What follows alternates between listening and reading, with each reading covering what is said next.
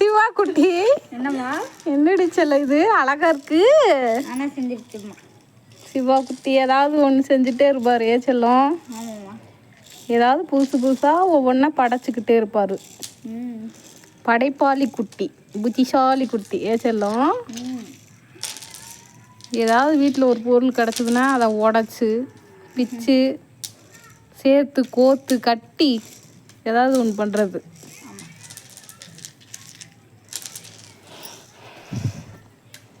துர்காவுக்கு அஞ்சுகள் சொல்லி கொடுத்தது போதும், அஞ்சுகள் விளையாடுறத வேலை. இவ்வளோ கிட்ட போட்டியே. ஓ ம் ம்